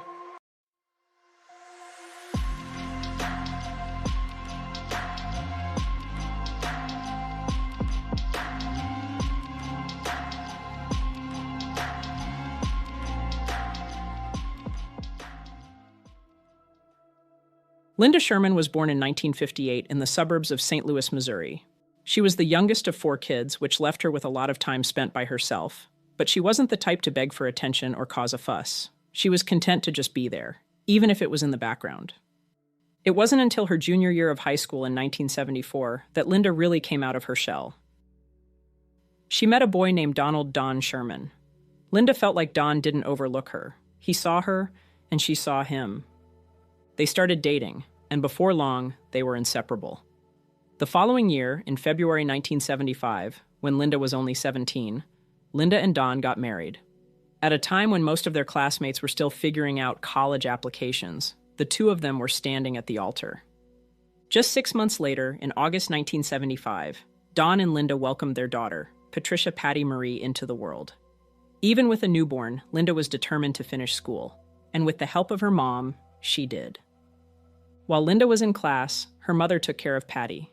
Meanwhile, Don picked up extra shifts at a local gas station, trying to provide for their small family. At first, it seemed to work, but as time went on, things got harder. Bills started to pile up, their schedules clashed. Don worked nights, Linda worked days, and they started passing each other in the hallways of the house, like they were roommates sharing the home. Friends and family remember Linda began to leave the house with their daughter after fighting with Don, but she would always return. The same pattern repeated itself over and over again. They would fight, Linda would pack up, take Patty, and leave. Then, weeks or months later, she'd return home. In October of 1977, she filed for divorce from Don and asked for full custody of Patty, as well as the home they had built together. But the case never made it through the courts, because 2 years later they reconciled and bought a modest home in Veneta Park, Missouri, and tried again to start fresh. But life didn't get any easier. Linda suffered a miscarriage not long after the move, and then she began having seizures. Doctors diagnosed her with epilepsy. Things seemed to settle down for a little while, until 1982 when things began to unravel again. In September 1982, she went to court for protection against Don. In her filing, she said Don had threatened both her and their daughter. She called him mentally unstable and said he'd talked about ending his own life, and possibly theirs. But within a month, she withdrew the order. She told the court it wasn't necessary anymore, that they were working things out again. But Linda's brother, Dennis, never believed the peace would last. He said Don was controlling to the point of obsession, needing to know where Linda was, who she spoke to, and why she was late, even if by minutes. He didn't like her talking to other men. He didn't even like when Dennis, her own brother, came by to visit. According to the family, Linda told them he hit her more than once. She was scared of his temper, and they all knew it. By April of 1985, Linda seemingly reached a breaking point. She'd prepared to file for divorce again, and she'd started sending her mail to Fran's house, trying to keep her plans quiet. She was ready to take Patty, walk away, and start over. Then came April 22nd, 1985. At 2:16 a.m., Linda finished her night shift and drove home to the house she still shared with Don and their now 9-year-old daughter, Patty. When she walked through the door around 3 a.m., Don was still awake. They reportedly argued, with Don wanting to know where Linda had been. The fight stretched into the early hours, and by the time the sun came up, Patty was getting ready for school. Normally, Linda was the one who took Patty to school, but that morning, Don told her that he'd drive her instead. Patty remembers walking into the living room and seeing her mom lying on the couch, facing towards the couch. Patty said it was strange that her mom didn't move or say goodbye because her mom always kissed her before she left for school, but that morning, she didn't. Don told police that when he came home later that afternoon, Linda told him she had overslept and was late for work. Around 6 p.m., he said, she left the house in her yellow Volkswagen Beetle. But no one else saw her drive away. She never made it to her job. She never came home. When Linda didn't return that night, Don said he thought she'd left him again. He told police that an overnight bag and a few of her belongings were missing. He also hinted she might have even been seeing someone else. But Linda's family didn't buy that. Her sister Fran and brother-in-law Sam knew her routines. Linda called them every day. She'd never go anywhere without letting someone know, and she'd never leave Patty behind. When she didn't show up for work, they started to panic. They pressed Don to report her missing, which he finally did 2 days later at the Veneta Park Police Department. But Fran and Sam weren't waiting around. They started their own search, retracing routes, following hunches. That's when they drove out to Lambert Airport in St. Louis and found her car. It was parked in the short-term lot, locked. Inside, they could see her hat and school books for the computer classes she had been taking. Everything looked undisturbed, but Linda was nowhere to be found. Airport police opened the trunk, but it was empty. They discovered that the car had been sitting there since at least April 24th, but there was no record of Linda on any outbound flights. Days later, Don told investigators he'd seen Linda. He claimed he saw her driving a van with another man, and when he called out to her, she ducked down to avoid being seen. But no one else reported the sighting, and no evidence ever supported it. A year later, Don filed for divorce, saying Linda had abandoned him and their daughter. In 1989, the divorce petition was dismissed due to Linda still being considered a missing person. And so, on paper, Linda and Don Sherman were still married. But in life, she had disappeared. It was early afternoon on June 28, 1990, when two women stopped for lunch at the Casa Gallardo restaurant in Bridgeton, Missouri. From their table by the window, one of them noticed something odd in the bushes outside, something among the flowers, dirt, and gravel. It took a moment to understand what she was looking at, but it was a human skull. Police Chief Walter Mudert later said the restaurant's landscaping was immaculate. Everything was perfectly placed. That's what struck him most. The skull hadn't been buried or hidden. It had been set there, almost deliberately, as if someone wanted it to be found. Forensic examiners determined it belonged to an adult woman and that it hadn't been there long. But beyond that, there was little to go on. Around that same time, a nearby cemetery was being relocated. Bodies exhumed, graves moved. So police briefly entertained the idea that the skull might have been stolen or misplaced as part of some tasteless prank. Nevertheless, there was no clear evidence of foul play, and soon the skull was cataloged, boxed, and placed in evidence storage. Over a year passed. Then on September 6, 1991, a plain envelope arrived at the Veneta Park Police Department. It wasn't sealed, and it carried no return address. Inside was a faded Casa Gallardo flyer, the same restaurant where the skull had been found. On the back, stamped in purple ink, were 7 words. The Bridgeton police have L. Sherman's skull. Lieutenant Michael Webb, who opened the letter, later said it was obvious that whoever sent it knew exactly what they were doing. It wasn't a hoax or a coincidence. Someone wanted them to know that the skull that was found belonged to Linda Sherman, who by then had been missing for 6 years. The skull was pulled from storage and sent for comparison with Linda Sherman's dental records. It confirmed the impossible. It was Linda. The discovery reignited everything, and immediately suspicion turned toward Don Sherman. By coincidence, or not, the skull had been found outside one of Don's favorite restaurants. He admitted he'd been there the night after police made the discovery, and said he'd even heard people talking about it. But, he claimed, it never crossed his mind that it might be Linda. For others, that detail was too strange to ignore. Some believed Don had been preparing to remarry and needed proof that Linda was dead for his divorce to her to be approved, and that somehow the skull's sudden appearance provided exactly that. For Patty, the news was unbearable. She said that when she learned her mother's skull had been found, it shattered the small piece of hope she'd had that her mom was out there somewhere and had just started over. Years later, in 1999, Linda's skull was sent to the Mercyhurst Archaeological Institute in Pennsylvania. Scientists compared soil from the bone to samples from across Missouri, narrowing down possible locations where her remains might have been buried before being dug up and placed at Casa Gallardo. But no definitive match was ever found. Lieutenant Webb continued working the case until his death in 2009. He said the only person he could never eliminate as a suspect was Don Sherman. Patty believes the same.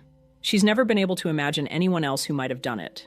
But Don always maintained his innocence, insisting that Linda left with someone else and met with danger on her own. Years later, one of his ex-girlfriends claimed that Don had confessed to the killing. But without evidence, there was no case to bring. Don Sherman died in 2015 at the age of 58. Today, the remainder of Linda's body has never been found. Patty still hopes the rest of her mother can be brought home. She wants her buried properly, and she wants the truth, even if it comes too late for justice.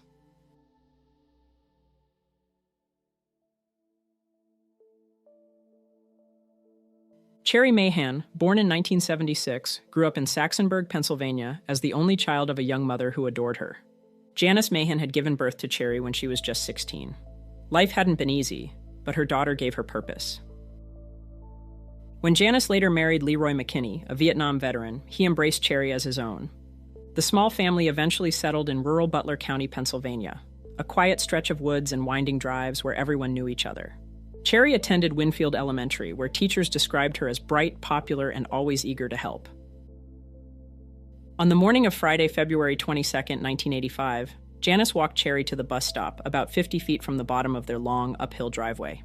The air was cold, but the sun was bright, one of those late winter days that felt almost like spring. As the yellow school bus rumbled up, mother and daughter shared a small moment. Janice told Cherry that she loved her. Cherry replied, "I love you too." After school, at around 4:10 p.m., the bus returned to the bus stop. Cherry got off with 3 friends. One of their mothers, Debbie Burke, was following behind in her car. Burke noticed something odd near the bus stop, a bluish-green van, older model, possibly a Dodge from the 1970s.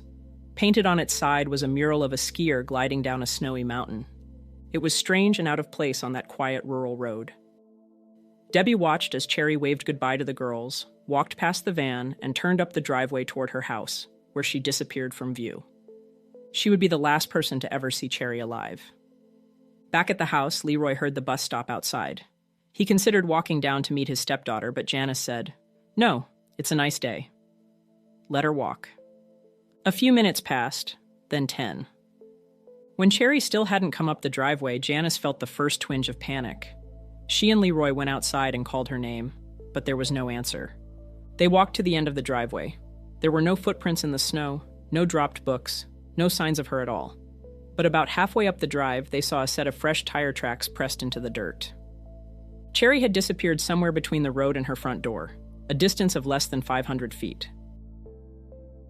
She was last seen wearing a gray coat, blue denim skirt, white leotard, blue leg warmers, beige boots, and her favorite Cabbage Patch earmuffs.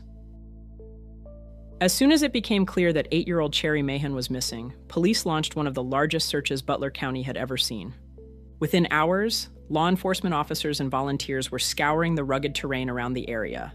Helicopters swept low over the wooded hills, and bloodhounds traced every scent they could pick up from the child's footprints near the bus stop. Officers went door to door, questioning neighbors and motorists, hoping someone, anyone, had seen something. More than 250 volunteers turned out to help, combing through brush, abandoned sheds, and frozen streams. Despite the sheer scale of the operation, there was no trace of Cherry. The community quickly rallied behind Janice and Leroy. Local residents raised $39,000 as a reward for her safe return, and a nearby business added another $10,000 for information leading to an arrest. But as the days passed, hope began to turn to confusion. Investigators ruled out the idea that Cherry had been kidnapped for ransom. No calls were made, no letters were sent, and no demands came. They began to suspect something far more personal. Detectives believed that whoever took Cherry was likely someone she knew. Still, her family was cleared of any involvement early in the investigation. Attention turned to the van. Witnesses continued to come forward describing a bluish-green Dodge, possibly a mid-1970s model, with a mural of a skier gliding down a snow-covered mountain painted on its side.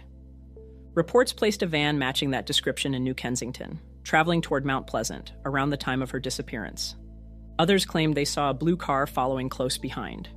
Even stranger, some witnesses later said the van appeared to have been repainted black a week or two after Cherry vanished.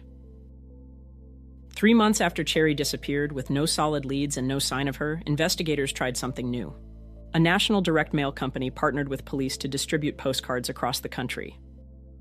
Each card featured a photo of Cherry alongside the question, "Have you seen me?"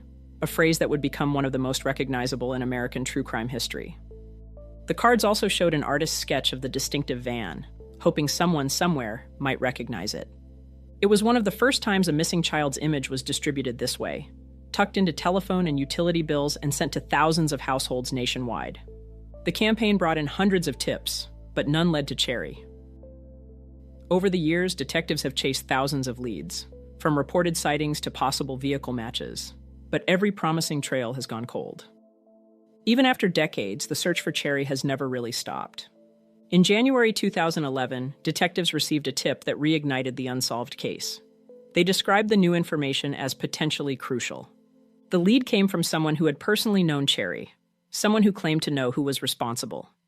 Investigators were tight-lipped, saying only that the information could point to a specific person or persons. For the first time in years, police sounded cautiously optimistic. But off the record, one detail stood out. This new lead suggested Cherry was no longer alive. State Trooper Robert McGraw, one of the lead investigators at the time, put it simply, "I believe Cherry was taken by someone she knew, someone she trusted, someone who could convince her to get into that vehicle without thinking twice. I can't imagine the pain her mother must wake up with every day. In 2018, Janice received an anonymous handwritten letter in her mailbox. It described in detail who had killed her daughter, why it happened, and where Cherry's remains were supposedly buried. The letter ended with a chilling line. "I pray you find some peace after you find her body." Investigators took the letter seriously, but without evidence or verifiable details, it became yet another unconfirmed piece in a puzzle that refuses to fit together. Every February, on the anniversary of her disappearance, Janice and a small circle of family and friends gather for a remembrance dinner in East Butler. They share stories, photos, and the same impossible hope that has carried them for 40 years.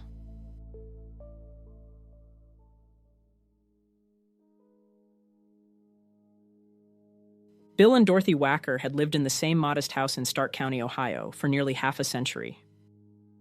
They were the kind of people who blended into the background of small-town life, quiet, polite, content in their routines. But something sinister was unfolding behind the white siding and neatly trimmed lawn. It began in 1984. Strange noises. The feeling that someone was always watching you. Then things started to go missing. At first, the Wackers didn't want to believe it was anything serious.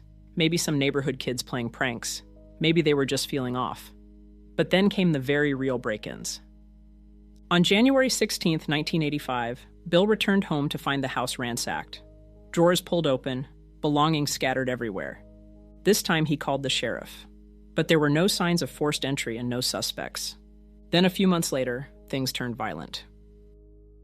That summer, while recovering from heart surgery, Dorothy was home alone when she heard a knock at the door. A man stood on the porch, claiming his car had broken down nearby. He asked to use the phone. Dorothy hesitated, but this was a small town, and she was kind-hearted by nature. She let him in. He made his call, thanked her, and left. At least she thought he did. Moments later, as Dorothy turned toward the kitchen, he struck her from behind. She woke up bound and gagged on the floor, her head throbbing. Somehow she managed to crawl to an open window and scream for help. A neighbor heard her and called for an ambulance. When Bill came home, he found that several items were missing: a .22 caliber revolver, an antique watch, a video camera, and a radio scanner. But what chilled him most was what the intruder had left behind: a message scrawled in crayon across the dining room wall. "Cheaper, but will do." 4 months later, the missing revolver appeared on their front porch, wrapped neatly in a plastic bag. Over time, the other stolen items reappeared, one by one, just as mysteriously as they disappeared. Then came the phone calls. Sometimes there was heavy breathing, sometimes mocking laughter, sometimes just silence. The Wackers changed their number again and again, but the calls never stopped. Soon, the harassment moved outside. At night, pounding sounds were heard against the walls of their home. Sharp, deliberate knocks that always stopped before Bill could find the source of the sound. He installed a security light, hoping to scare off whoever was tormenting them. Days later, they found a new note on their porch. "Your lights are a laugh." On the night of October 27, 1993, Dorothy was attacked again. This time, the assault left her in the hospital with deep cuts to her skull. Police combed the neighborhood, knocking on doors and questioning residents, but they found nothing. No witnesses, no leads, no clue to the identity of the person tormenting her. By November, Dorothy and her husband Bill decided to take matters into their own hands. They organized a stakeout of their home, splitting into 3 groups and staying in constant contact with two-way radios. Bill hid inside a trailer on the driveway. 2 of their sons-in-law kept watch from a van parked across the street. Dorothy and their daughter Kathy remained inside the house. Hours passed. 4 long hours of waiting, watching, and listening. By 10:30 p.m., the group decided to call it off. But then, a sudden thumping on the porch. Heart racing, they went to investigate, only to find nothing. No one. Just a note that read, "Get the message." Somehow the intruder had discovered a blind spot in their carefully planned stakeout. The police never caught the harasser. Theories swirled: a neighbor, a friend, even a relative, someone who knew Bill and Dorothy well enough to strike with precision.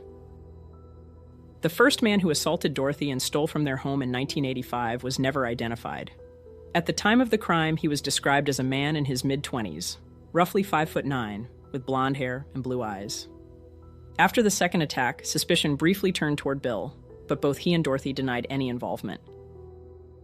Whoever tormented Bill and Dorothy Wacker managed to do so under the cover of familiarity, close enough to know their routines, bold enough to break into their home, and cruel enough to keep coming back. Bill passed away in 1999 at the age of 79. Dorothy lived until July 22, 2010, passing at age 83. The case remains one of Ohio's strangest unsolved mysteries, and to this day, the identity of the person, or people, who haunted their lives remains a complete mystery. Welcome back to Fireside Unsolved. As we enter the Halloween season, we wanted to share a few stories that have always haunted us, real events that still don't have answers. But don't worry, there's no cheap jump scares, no made-up legends. These are the scariest stories that can't be easily explained, and may just happen to be true.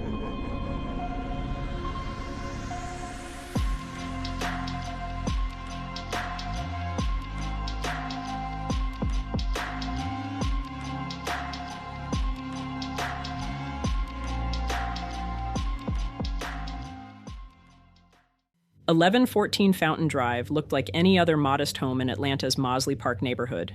Brown brick, a small porch, and an elderly couple inside who had lived quiet lives. Minnie Clyde Winston and her husband Willie had raised 3 children under that roof. Nothing strange had ever happened there, not once, until that night. It was September 8th, 1987. Around 11:30 p.m., Minnie stepped out of her bath. She noticed the floor felt strange, different. It was sticky under her bare feet. When she looked down, there was a dark red liquid spreading across the tile. She crouched to touch it, maybe thinking it was rust or paint. But when she leaned closer, her stomach turned. It looked exactly like blood. And it wasn't dripping down from anywhere. It was seeping up through the floor. Panicked, she called for Willie. Together they searched the house, and what they saw made no sense at all. The red liquid was everywhere. Along the baseboards, smeared on the walls, pooling in the corners of rooms that had been spotless just hours before. It was thick, wet, and fresh. The Winstons called 911, and minutes later the Atlanta police arrived, followed by paramedics. Flashlights swept over the hallway, catching the shine of something slick on the plaster. It looked like blood. It smelled like blood. But no one in the house was hurt. There was no sign of a break-in, no struggle, nothing out of place except for the blood itself. The Winstons had set their alarm at 9:30 that night. Everything had been clean and quiet. By 11:30, the house was seemingly covered in blood, and somehow the alarm had never gone off. Looking for answers, police collected samples of the red substance and sent them to the state lab. A few days later, the results came back, and they made the whole event even harder to explain. It was human blood, but it didn't match either of the Winstons. The test showed type O. Both Minnie and Willie were type A. Whoever the blood belonged to, they weren't in that house. With no victim, no sign of forced entry, and no clear crime, the investigation stalled almost as soon as it began. Still, theories started to circulate. The first, and easiest to believe, was that it was all a hoax. Maybe someone close to the couple had done it, someone with a key. Police looked toward one of the Winstons' daughters who worked at a hospital and might have had access to donated blood. The story went that she'd staged the whole thing to make her parents look confused or unwell, maybe to have them declared incompetent. But there was never any proof, no motive that held up. Then came another theory, that Willie himself had done it. He was on dialysis, and someone suggested he stored blood and splashed it around for reasons only he knew. But the blood type didn't match his, and the idea didn't make sense to anyone who knew him. So that left the last possibility, the one nobody wanted to say out loud. Maybe the house had done it on its own.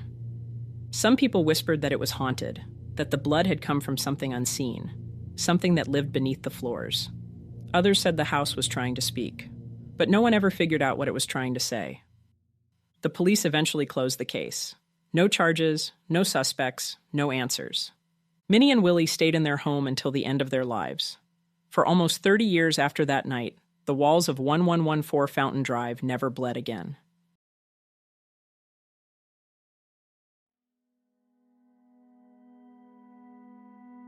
It started on a calm spring morning, April 18, 1924, at Engine Company 107 in Chicago. The city was just waking up, the streets still cool and quiet. Inside the firehouse, the men went about their usual routine, checking hoses, wiping down equipment. Frank Levy was cleaning the front windows when he suddenly stopped. One of the other firefighters noticed the color drain from his face. They asked him what was wrong. Frank looked down at the rag in his hand and said, almost to himself, "I don't know. I just got this feeling. Like it's my last day on Earth. I think I'm going to die today." That night, a call came in. A fire at Curran Hall on Blue Island Avenue. 2 crews went out. Frank was leading one of them. The fire was bad. By the time they got there, flames were tearing through the building, and the smoke was so thick it turned the night into fog. Minutes later, there was an explosion. The structure collapsed, trapping 12 men inside. Only 4 made it out. Frank wasn't one of them. The next morning, the men who'd survived went back to the firehouse. Nobody said much. They just cleaned. It was something to do, something to take their mind off of the tragedy. One of them noticed a handprint on the window Frank had been washing the day before. Clear as day. Fingers spread, palm pressed flat against the glass. They tried to wipe it off, but it wouldn't disappear. Soap didn't touch it. Neither did ammonia or acid or anything else they tried. The handprint wouldn't fade. It wasn't a smudge on the glass. It had become part of it. Some people said later that it matched Frank's fingerprints exactly. The handprint stayed there for almost 20 years. Rain, wind, snow. It didn't matter. It was still there, until one day in the 1940s, when a paperboy accidentally threw a paper through the window and broke it. But even now, the story hasn't faded.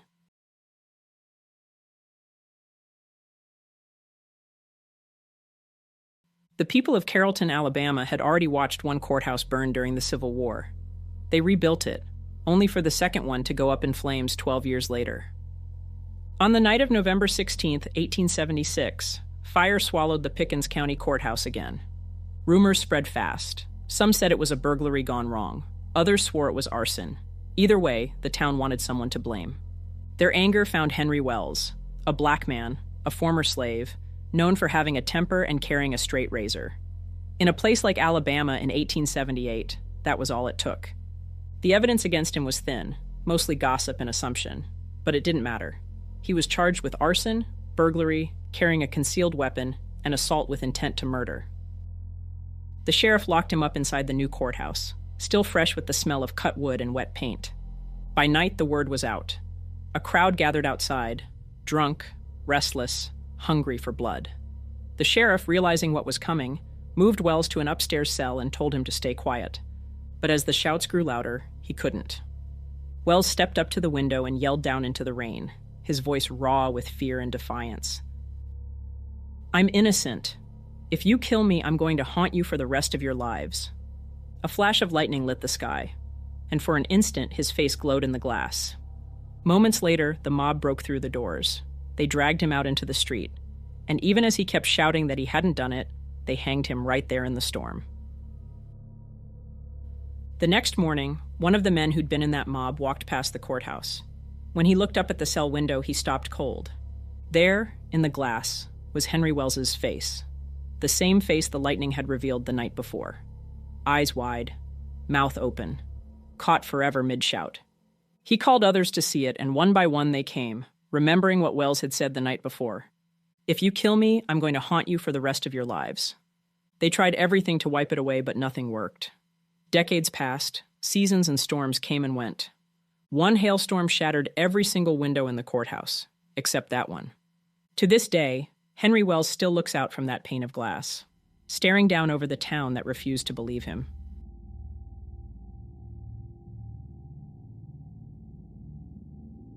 The village of Belmez de la Moraleda, in the hills of Jaén, Spain, had been quiet for centuries, a place where nothing remarkable ever happened, until August 23rd, 1971. That morning, Maria Gomez Camara was standing in her kitchen when she noticed a dark stain forming on the concrete floor. At first, she thought it was water, maybe oil. But as she leaned closer, a shape began to take form.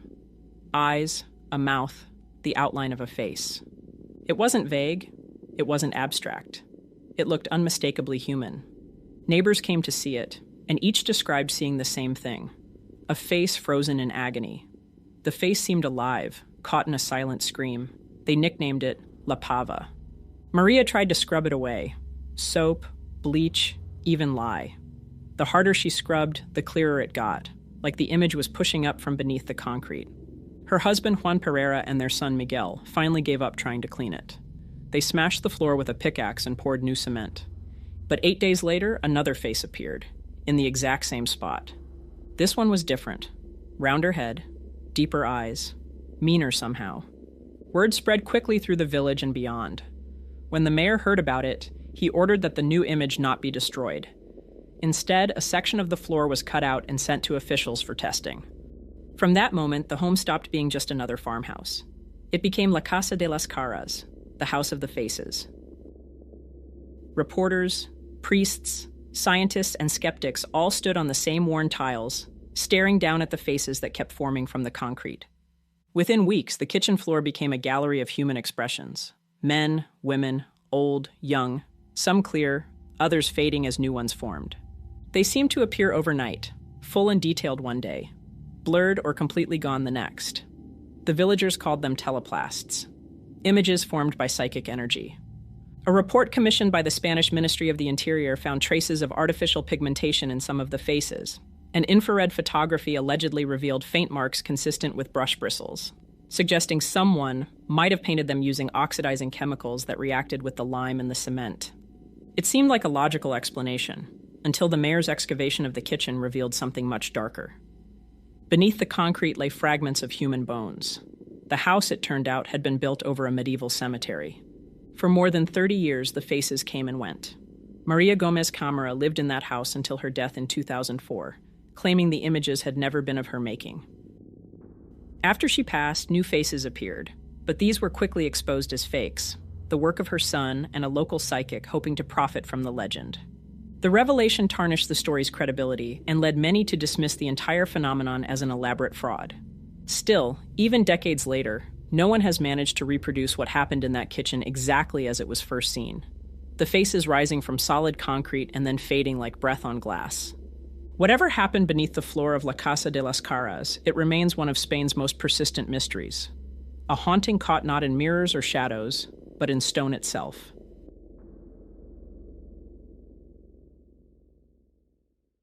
In North Yorkshire, England, there's a story that has been told for more than 3 centuries.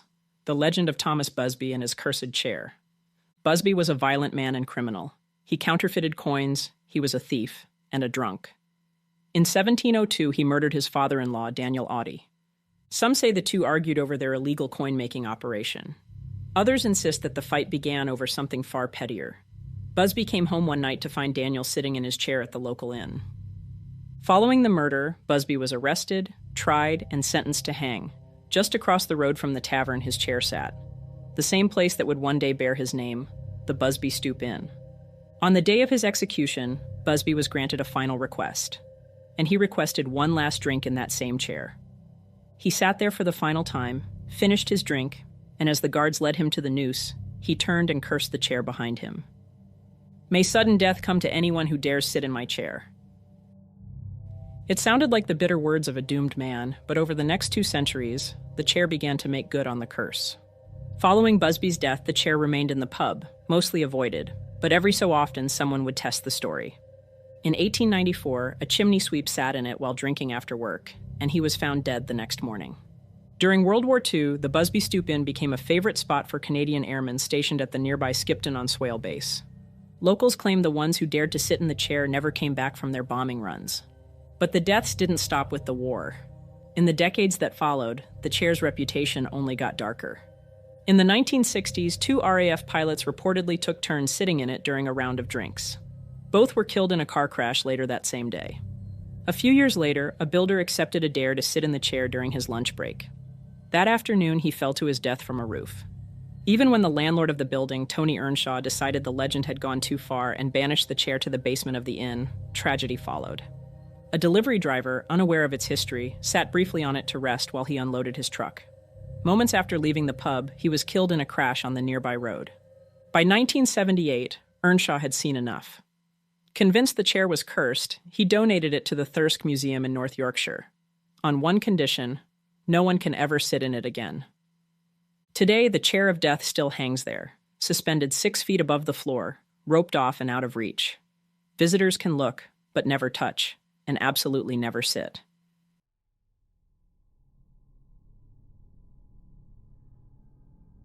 On August 10th, 1901, Charlotte Ann Moberly and Eleanor Jourdain, 2 respectable English academics, boarded a train from Paris to Versailles.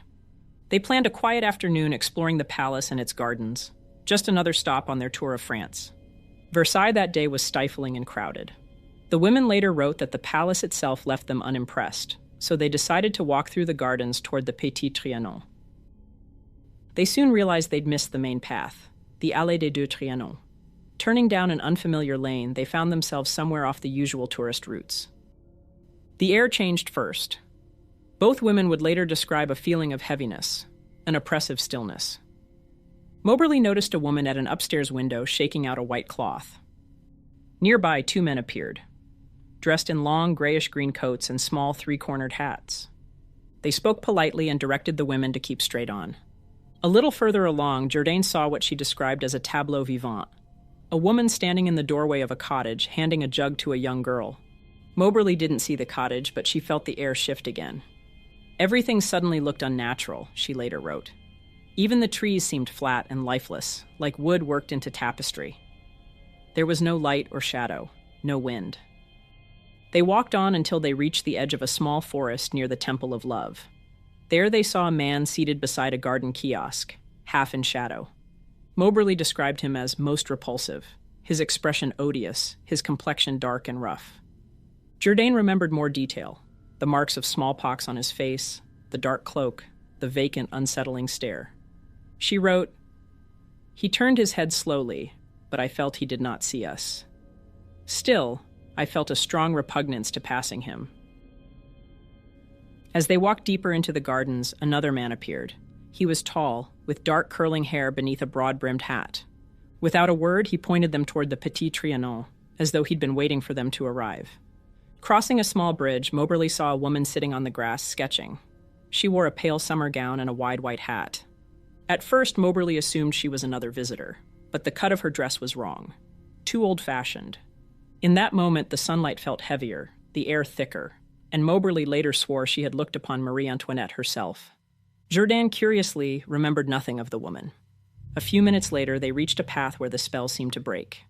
A man from the palace directed them toward the main entrance, and suddenly the chatter of tourists and the ordinary hum of the afternoon returned. They walked back to the Hôtel de Réservoir for tea, both uneasy but saying little. In the weeks that followed, neither could shake the feeling that they had brushed against something impossible. Over the next 10 years, they buried themselves in research, comparing notes and maps of the Versailles grounds from the late 18th century. What they found startled them. The bridge they'd crossed, the garden kiosk, the paths they'd described, all had existed in 1789, but none were there in 1901. In 1911, under the pseudonyms Elizabeth Morrison and Frances Lamont, they published An Adventure, their joint account of that August afternoon. Their conclusion was that they had somehow crossed a fold in time, seeing Versailles as it had stood on the eve of the French Revolution. Skeptics, both then and now, have pointed out inconsistencies between their early notes and the later book, suggesting that fatigue, confusion, or even an unseen costume party might explain what they saw. Over a century later, the Moberly-Jourdain incident still resists easy explanation. Thank you for joining us for another episode of Fireside Unsolved. If you haven't already, please like and subscribe to help the channel grow. Until next time, take it easy and be easy, you filthy bastards.